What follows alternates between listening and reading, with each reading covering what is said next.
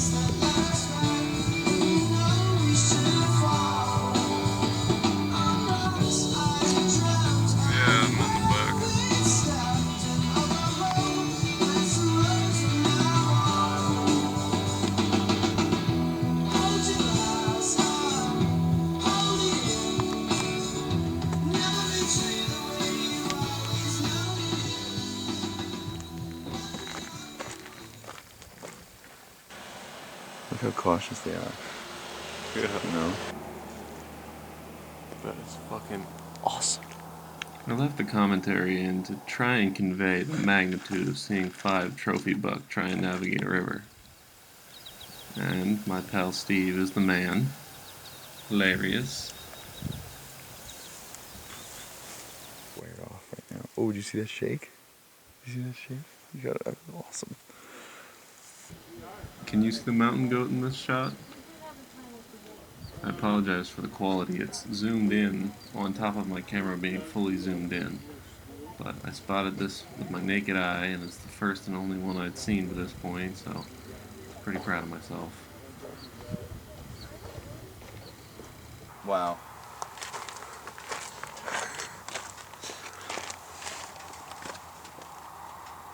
Oh, sorry, dude. It's whatever. Here's the tip. Come back here at this hour at night. Oh, you can hear the calves make their calf sounds. Yeah. Woo! They're coming back. See, they're coming back for winter. I told you. Everything's changing all at once here. Oh my God, look at all the elk. She was right. There was an inordinate amount of elk in that marsh, in this lake. And I leave this commentary in because they say it better than I can.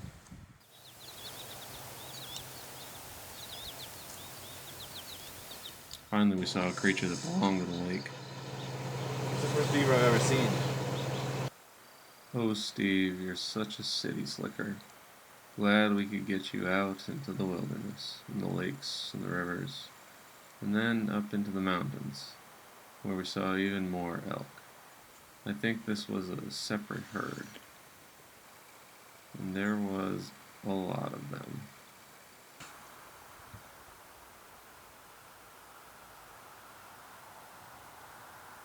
Just keep coming.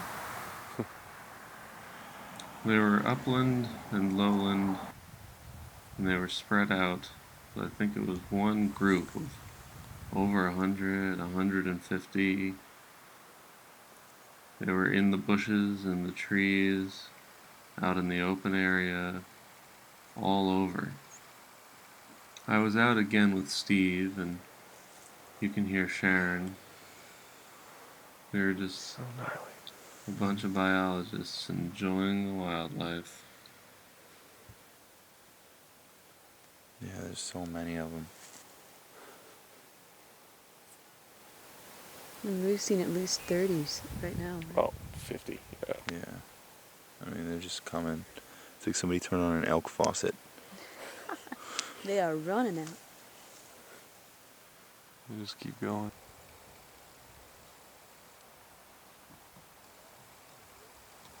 So, look at this.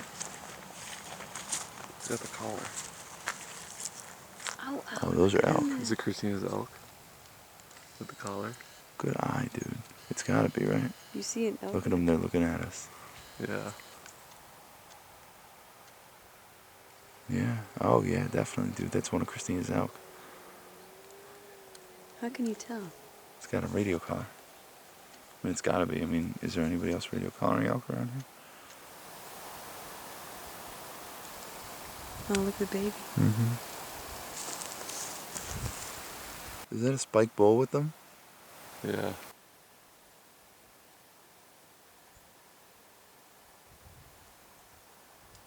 Elk. Wapiti.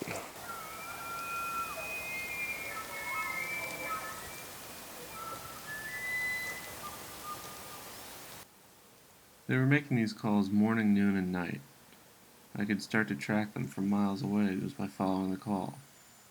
Sometimes, when I got close, though, they would be so hard to see. And I realized why. Because of that one, darting in the ravine. And then this one, darting in the ravine too. And then a third one, diving in there. Boom, gone. It's amazing how well the camouflage was just brown and white. I wondered what all the calls were about, and then I saw this coy dog, coyote, well known to the ranchers in the west, and these elk watching on.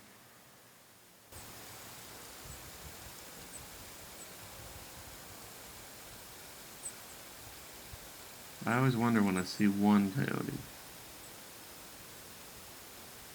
what gives? Where's the rest of the pack?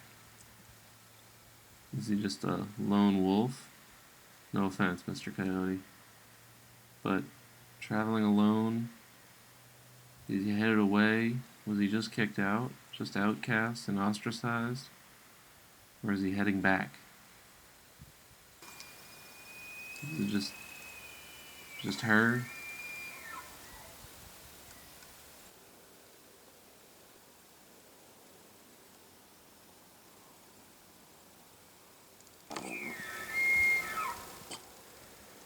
The elk call got her attention.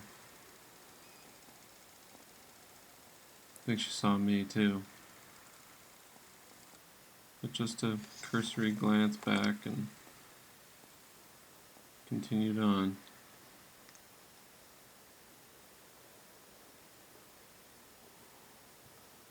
Making sure she's not followed and off into the sunset. But then I answered both my coyote and my elk questions in one fell swoop.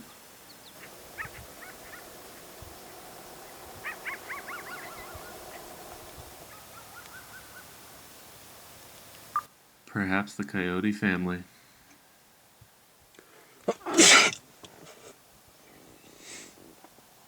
Bless me.